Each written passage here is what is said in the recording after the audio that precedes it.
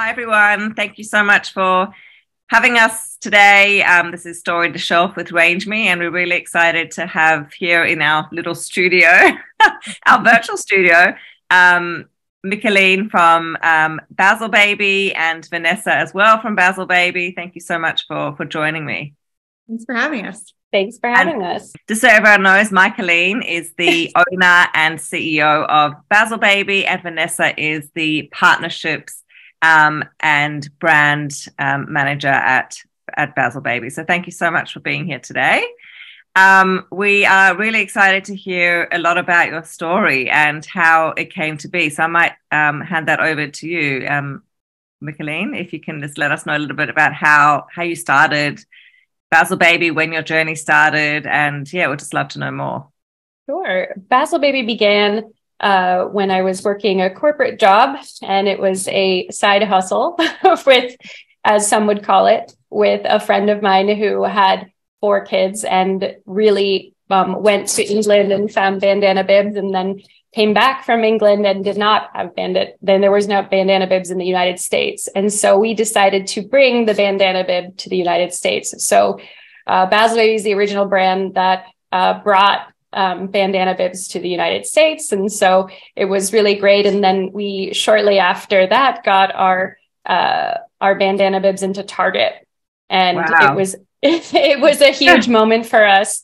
And that was great. And then we continued to develop lines further, the collections further. And now the Bazzle Baby brand can be found in retail stores, online in the US and in Canada. So, I mean, we have a whole array of products now for sleeping, teething, feeding, and learning and more. So it's been great. And then now we're diving into private label as well. So it's been a really great journey so far these past, some odd 10 plus years.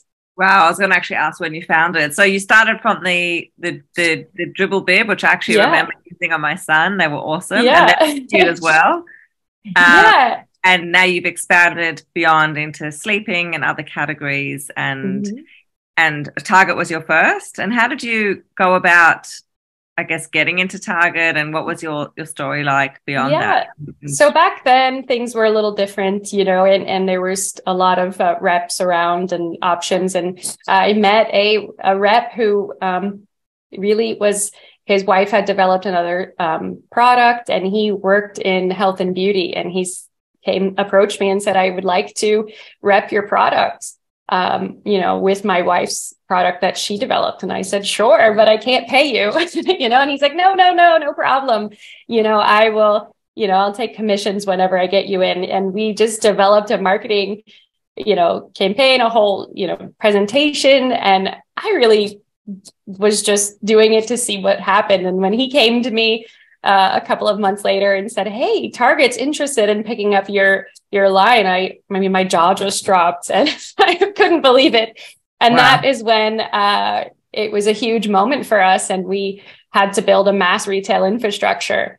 I mean, and as some know, it's very challenging to create that. And so whereas some brands grow up in e-commerce and then develop for retail, we were opposite. We developed our business around retail and manufacturing like that, and getting EDI and insurance appropriately, and the team to do that. And I mean, it was so funny. We didn't have a warehouse or even a pallet jack. So it was a huge learning curve, but it was so exciting. That's amazing. It was so exciting. And did you seek outside funding on the journey, or is it still self-funded?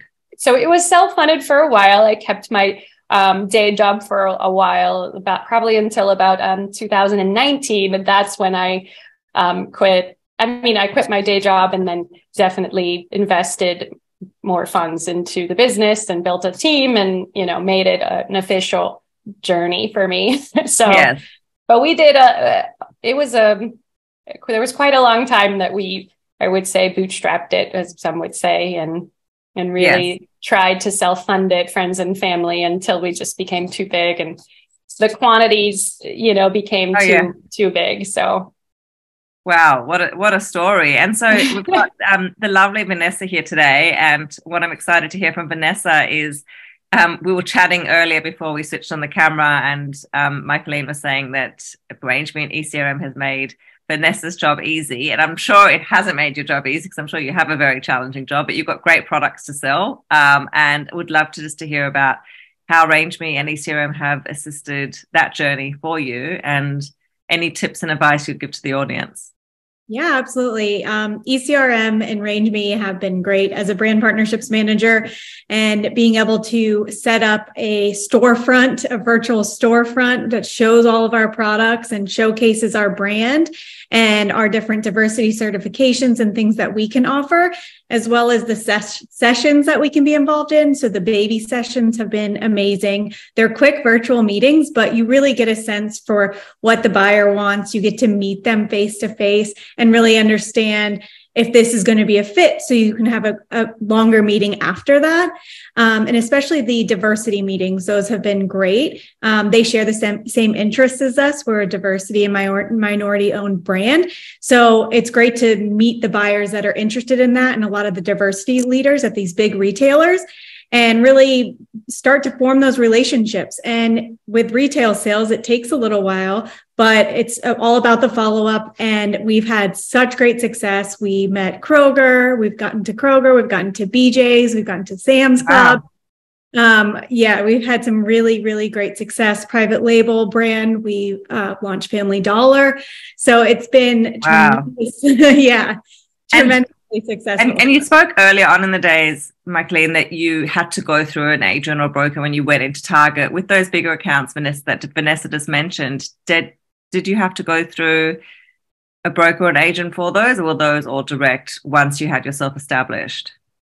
Most of them are direct, which is great. You know, we feel that we've created a team and built a team that really do the setup steps and really learn the business. And it's great to work directly with them, because these partnerships have really been collaborative. And we can really customize and be nimble and do different things when we work directly. So the majority of them have, if they prefer, you know, they work with one of their preferred brokers, which happens every once in a while. We do that, but we like to be more hands-on, and it's really good for us because we learn each category. Grocery is different than club. That's different than, you know, mass retail stores and different things. So we really learn it, but we have been able to work directly and made some really great relationships with these buyers.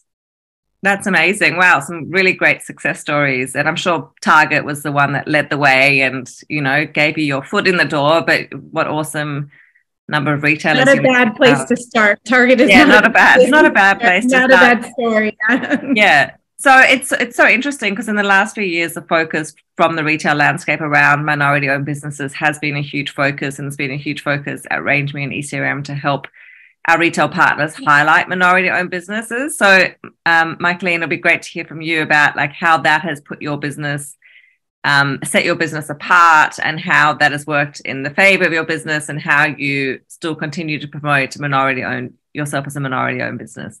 Definitely. It has been the diversity initiatives with these mass retailers have really been a big change in our business. For a long time, it was something that we didn't talk about, right? And then, you know, so once we learned early on that when it first started happening, when we first started to see the trend, we really pivot quickly and pretty much made myself the face of the diversity of the brand, right? And so we are women-owned, Hispanic-owned, and LGBTQ, and that is a very rare trifecta. Yeah, yeah, especially in the baby space, right? So it's been really interesting to meet these buyers, and they've been very collaborative with us and wanting to hear my story and learn more about the brand, and it has helped tremendously to get inside the door to a lot of these retailers, and then work closely with them, right? I've also spoken on panels. We've had slotting fees waived. We've done social media marketing, you know, all of these things because we've leveraged our diversity efforts.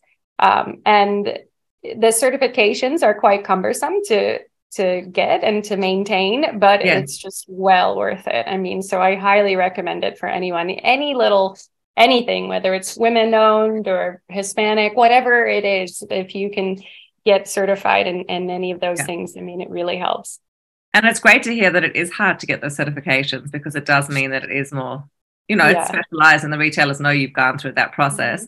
Is it that It's you're also, after more than 51%? Is that what the criteria yes, I'm 100% owner of the business, so it's quite easy for me to showcase it. But but also I think it's so important for me as Hispanic and LGBTQ to give back and show a great example for others who may not understand how they can leverage it in business. And that has been really rewarding, because I've had a lot of people ask me how I did it and what I'm doing to maintain and so forth. And so it's been really rewarding to give back and to show others and kind of pave the way.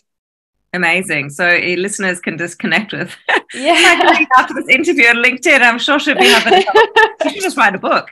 Yeah, definitely. It's also been great for the manual. consumers too, right? I mean, because consumers, it's really a great way to connect with our community. So of course, definitely. That's absolutely fantastic. Well done. So that's a great initiative. And it really has only come to light in the last few years. And probably, as you said, something that you didn't even think you needed to highlight or would have highlighted before is now like a real, like a sales angle. And well, especially because I mean, my partner and I like to think that I'm a good partner every day, but we still, have the same conversations that everybody else has, who's going to take the trash out and who's going to do the dishes. I mean, so it's, for me, it's just my life, and it's not any different than anybody else's. So for me to highlight it, or, was definitely something I had to get used to. But I'm happy that, I can help people, and I can be a resource to others and share my story, and hopefully inspire somebody to push them a little bit further, or push themselves a little bit, or anything like that. Definitely, especially because now the retailers are looking for it. So definitely. And we've got lots of campaigns in the plan highlight that. I think to fulfill of suppliers and brands that meet that criteria. So which is fantastic. Yeah, and we also like to say, we like to connect with our customers because they're modern families. Every family looks different. They all have different backgrounds and look different. And, being a brand that is very different and very diverse, we can kind of connect on a different level with our customers and show that, it doesn't matter what your family looks like or your dynamic is, or, if you have two moms or what it is, we're here to support you and provide helpful products for it. So it's nice to see that the retailers are on board with that. That's awesome. And does that come through in all your marketing and communications and socials? Yes. Yeah. We try. Yeah. I hope to convey that, really hope that not only, our innovative products are helpful for those modern families, but that they can really inspire them to just be who they are, and inspire them to be great parents. And whether you're grandma or whoever, raising a child is very hard. It's very challenging. And so any help you can get from any product or any community, take it, right? Completely. Whatever makes life easier. Hey. And so tell me, how big is the team now? We're up to about 13. Wow, that's awesome. Yeah, go. It's still growing. I mean, we have distributor partners in Canada, so not including those types of distribution partners and sales teams and things like that. But we're really growing and continuing to do so. So talking about growth, you spoke earlier about private label, which is for a lot of brands and a logical next step when they're working so closely with the retailers that they're working with. How do you differentiate the offerings that you're giving the retailers in private label to what you as Bazzle offer as a branded solution in the retailers? I'm sure there are lots of brands there that would just love to know the secret sauce behind how you balance the two.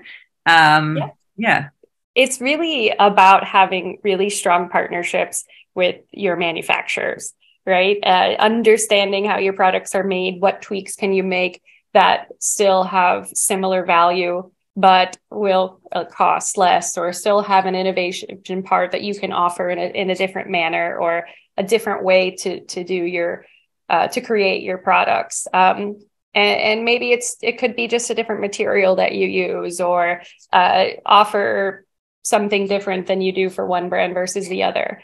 And then always to surround each category that you offer in private label with products, everyday essentials as well. So expanding your offerings a lot. So a lot of the time in your own brands, you really get caught up in these very innovative or trendy products or very niche products. But in private label, it's really about having a very large assortment and being able to offer, many things. So and that has really worked in our favor.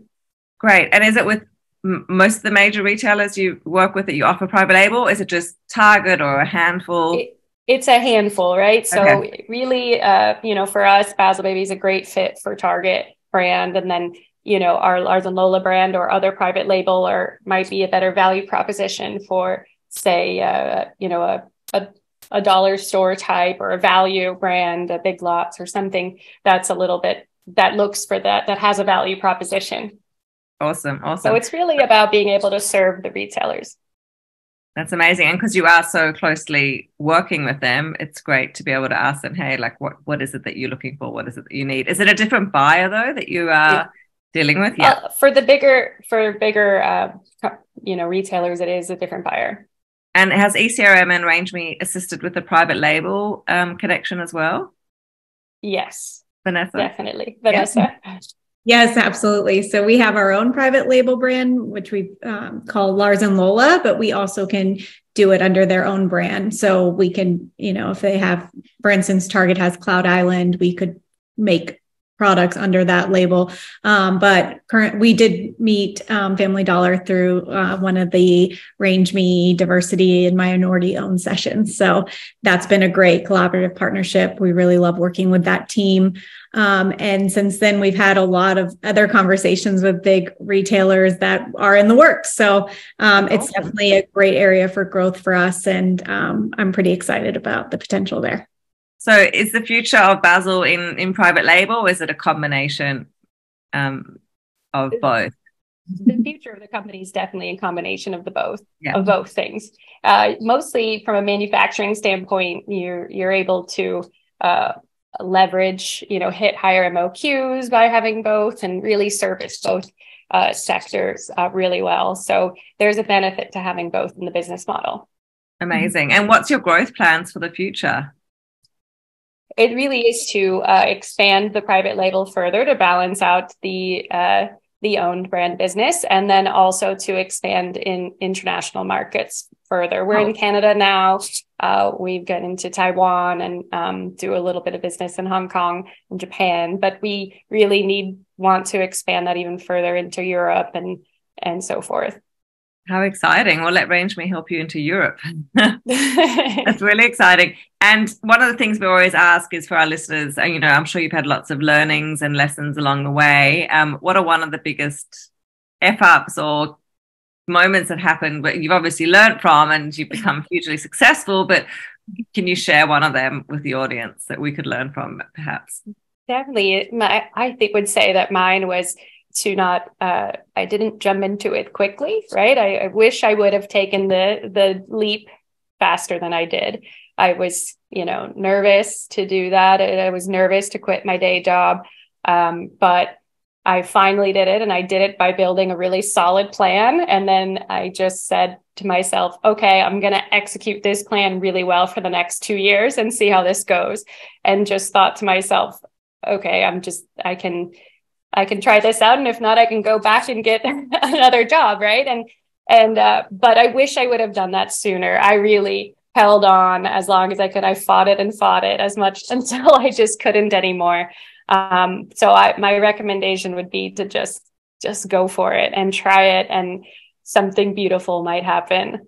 It's almost like living a double life for a while. But I do often give that advice to people. Like if you do have a passion and an idea, I guess start it while you are working and you do have your 9 to 5, and do it at night and do it on the weekends, and then see if it is something that is going to be, can carry you through, and then take the leap of faith. So your advice is to take the leap of faith earlier, and you were probably more conservative But you're probably more prepared. So things, I guess, always do happen for a reason. But also just, anytime I don't plan enough, that always gets in my way, right? For these ECRM sessions that we attend, we plan.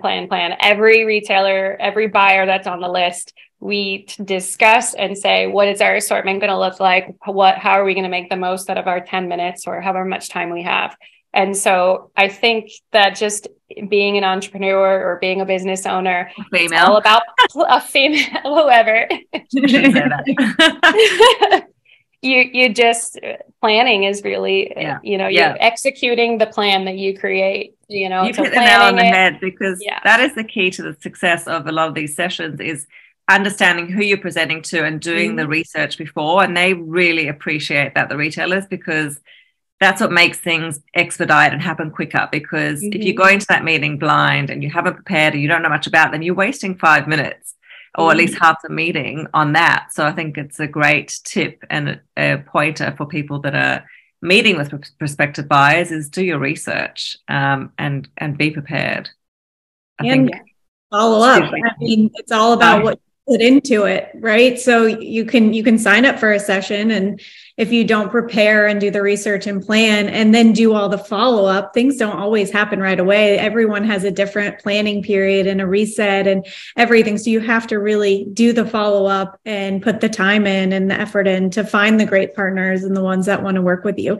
If you don't do that, if you're not putting work into it, it's not going to just work for you.